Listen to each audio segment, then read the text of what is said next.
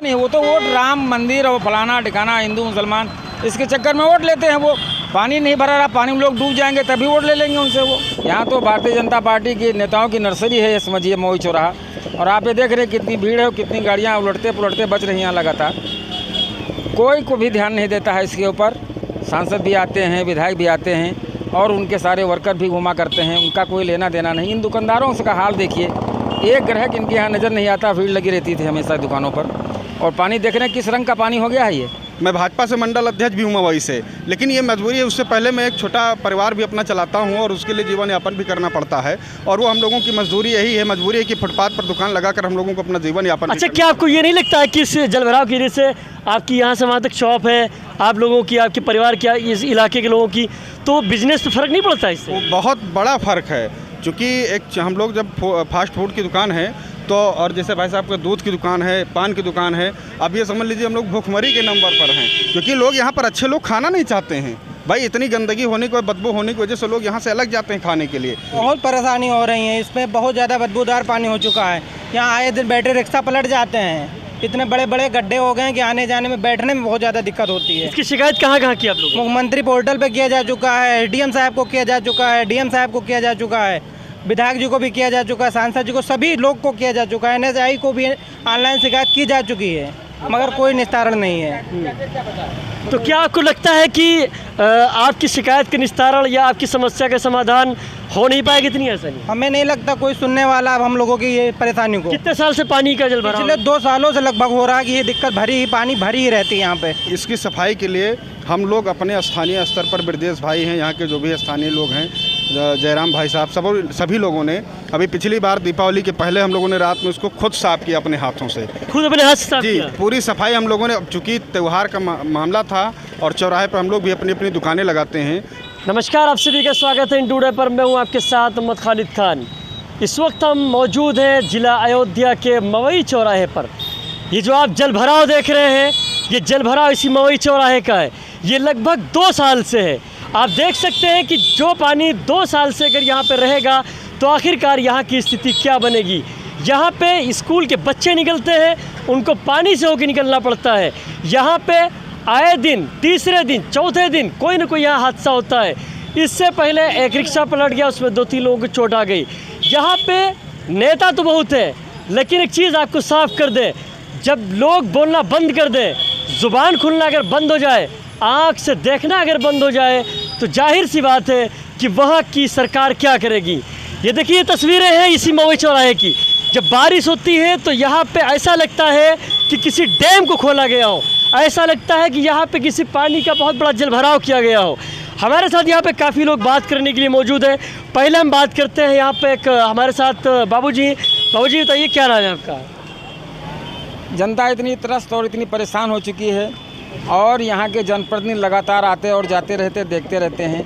यहाँ तो भारतीय जनता पार्टी की नेताओं की नर्सरी है, ये समझिए मवई चौराहा। और आप ये देख रहे हैं कितनी भीड़ है, कितनी गाड़ियाँ उलटते पुलटते बच रही हैं लगातार। कोई को भी ध्यान नहीं देता है इसके ऊपर। सांसद भी आते हैं, विधायक भी आते हैं और उनके सारे वर्कर भी घुमा करते हैं, उनका कोई लेना देना नहीं। इन दुकानदारों का हाल देखिए, एक ग्राहक इनके यहाँ नज़र नहीं आता, भीड़ लगी रहती थी हमेशा दुकानों पर। और पानी देख रहे हैं किस रंग का पानी हो गया है ये। हालत देखिए, देखिए कैमरा में चाहिए दिखाएं इसको थोड़ा पास से। यहाँ पे अगर 2 साल से अगर पानी भरा हुआ है तो जाहिर सी बात है, मैं एक चीज़ को और बहुत क्लियर कर दूं कि अगर काश अगर यही अगर दरवाज़ा जो शॉप देख रहे हैं आप, अगर यही दरवाज़ा अगर एसडीएम साहब के सामने अगर ये पानी भरा होता, या माननीय विधायक जी के सामने पानी भरा होता, या सांसद जी के सामने पानी भरा होता, या किसी प्राइवेट किसी दरवाजे में पानी भरा होता, तो आज न जाने कितनी नेतागिरी हुई होती, न जाने यहाँ पे कितना बवाल हुआ होता, न जाने कहाँ तक इसके अंदर एप्लीकेशन पड़ी होती। यहाँ के लोगों को ये भी कहना है कि कई तहरीर दी गई हैं, यहाँ पे विधायक से भी क्या शिकायत की गई है, क्या कहना? मेन मार्केट का ये हाल है और कितनी ट्रैफिक आ रही, लगातार जा रही है, आप देख रहे हैं लगातार। यहाँ पर किसी के कान में जू नहीं रेंगती है। आखिरकार जनता बोलना क्यों नहीं चाहती है इसके ऊपर? जनता बोल रही, जनता सुनने वाला कौन है इस सरकार में? ना कोई सुनने वाला है, ना कोई देखने वाला है। 50 वर्कर इसकी शिकायत कहाँ की गई? इसकी शिकायत लखनऊ से लेकर के इन लोगों ने, अभी आपको कंप्लेंट दिखाई, कितनी लोगों ने की यहाँ पर शिकायत इसकी, कोई नहीं सुनने वाला है। अब क्या रीज़न है, अभी तो यही लोग जनप्रतिनिधि जाने भाई। ये मेन मार्ग है जो मवई से ये जोड़ता है पटरंगा के लिए। जो ये लखनऊ से जोड़ता है फैज़ाबाद के लिए। लेकिन मेरा साफ तौर पे यही कहना है कि आखिरकार यहाँ के लोग किस तरीके से रहते होंगे। जिस तरीके से ये पानी एकदम काला हो चुका है, ऐसा लग रहा है कि ये इस पानी को जमाया गया है। जाम हो रही देख लीजिए आप कितना। नहीं, ये बताइए, जैसे कि यहाँ पे हमने देखा है कि इस क्षेत्र में जहाँ से राजनीति की शुरुआत होती है, ये क्षेत्र बहुत बड़ा माना जाता है, तो ऐसा आपको लगता है कि इसका काम बहुत जल्द हो जाना चाहिए? सब कतई नहीं, शून्य है मामला यहाँ पर। जनप्रतिनिधि जो है वो शून्य है बिल्कुल यहाँ पर, इसका कोई मतलब ही नहीं। अच्छा, ये बताइए कि आप भी यहाँ के रहने वाले हैं, आप निवासी हैं यहाँ के, आपके दरवाजे भी इतना कचरा है, हमें देख के इतना वो दुख हो रहा है, जो कि हमारा कभी कभी निकलना होता है। तो आखिरकार कैसे आप लोग झेलते होंगे, कैसे घर में खाना खाते होंगे, किस तरीके से आपके बच्चे यहाँ से गुजरते होंगे, कभी इस चीज़ के बारे में आपने महसूस किया? जी, ये जो पानी का जल भराव है, ये वास्तव में कई वर्षों से लगातार इसे बनता रहता है। लेकिन इससे 2 साल पहले भी हुआ था, तो माननीय विधायक जी ने अपने प्रयास से रानी मऊ और यहाँ मवई चौराहे पर जो नाला है उसके लिए एकदम सफाई करवाई, और उन्होंने प्रयास करके सारा सफाई करवाई और पानी निकासी होने लगी थी। उसके बाद कुछ दिन बाद फिर ये जाम हो गया।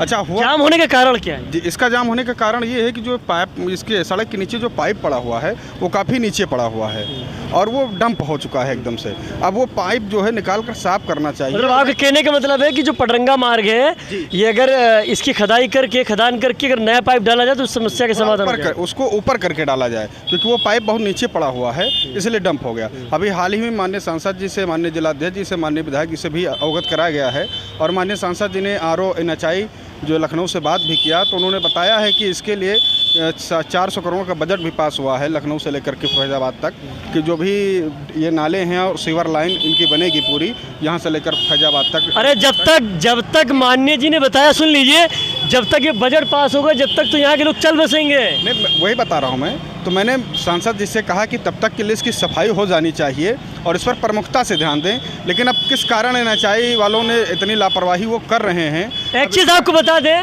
अभी आपसे सवाल ले रहे हैं, एक चीज़ आपको बहुत साफ तौर पे कह दें कि जिस तरीके से टोल प्लाजा के ऊपर ठगी की जाती है, टोल प्लाजा के अंदर दिन प्रतिदिन उसके दाम को बढ़ाया जाता है, क्या NH 28 को या NH 27 को ये चीज़ दिखाई नहीं पड़ती है?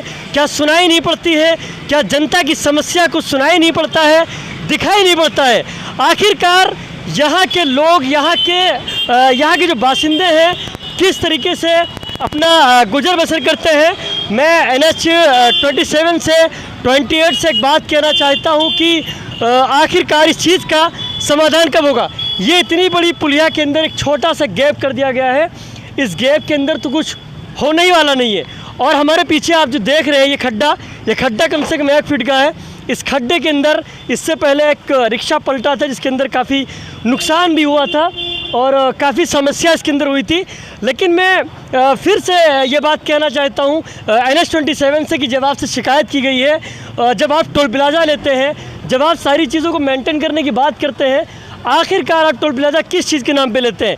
जैसा भी हमसे भैया बता रहे थे कि यहाँ पे अगर इस चीज़ को अगर उठा दे रहे तो समस्या का समाधान हो जाएगा। जी भाई साहब, इसको थोड़ा जो है खुदाई करके फिर से बनवाना पड़ेगा, तभी इसकी जो है समस्या का निजात होगा और एकदम से सही होगा। और इसकी सफाई के लिए हम लोग अपने स्थानीय स्तर पर, ब्रजेश भाई हैं, यहाँ के जो भी स्थानीय लोग हैं, जयराम भाई साहब, सभी लोगों ने, अभी पिछली बार दीपावली के पहले हम लोगों ने रात में उसको खुद साफ़ किया अपने हाथों से, खुद अपने हाथ से साफ किया। पूरी सफाई हम लोगों ने, चूँकि त्यौहार का मामला था और चौराहे पर हम लोग भी अपनी अपनी दुकानें लगाते हैं। ये अलग बात है कि हम लोग पार्टी के, मतलब ये दिन आ गए कि अपने पैसे भी देना पड़ता है, टैक्स भी देना पड़ता है, शॉप का टैक्स अलग दो, रोड का टैक्स अलग दो, अपना जीवन बीमा अलग दो, और सफाई करने का जब नंबर आए तो अपने हाथ से करो, यही है ना? पिछली बार हम लोगों ने अपने हाथ से किया दीपावली में, और मैं सोच रहा था कि रक्षाबंधन तक सफाई हो जाए, लेकिन हमको लगता है इस बार भी नहीं हो पाएगी। हम लोगों को अपने हाथ से ही करना पड़ेगा, क्योंकि मवई चौराहे, मतलब आप लोग मजबूर हैं सफाई करने पे? अब मजबूरी यही है क्योंकि हम लोग व्यापारी लोग हैं। मैं भाजपा से मंडल अध्यक्ष भी हूँ मवई से, लेकिन ये मजबूरी है। उससे पहले मैं एक छोटा परिवार भी अपना चलाता हूँ और उसके लिए जीवन यापन भी करना पड़ता है, और वो हम लोगों की मजदूरी यही है। मजबूरी है कि फुटपाथ पर दुकान लगाकर हम लोगों को अपना जीवन यापन। अच्छा, क्या आपको ये नहीं लगता है कि इस जलभराव की वजह से आपकी यहाँ से वहाँ तक शॉप है,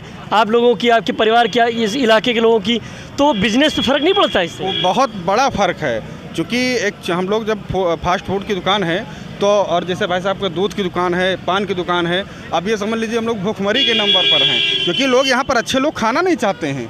भाई इतनी गंदगी होने की, बदबू होने की वजह से लोग यहाँ से अलग जाते हैं खाने के लिए। लेकिन हम लोग बार बार अपनी बात उठा रहे हैं, लेकिन अब उस पर समस्या का निदान NHI द्वारा कतई नहीं हो रहा। वो कुंभकर्णी नींद में सो रहा है, वो जागने का नाम नहीं ले रहा है।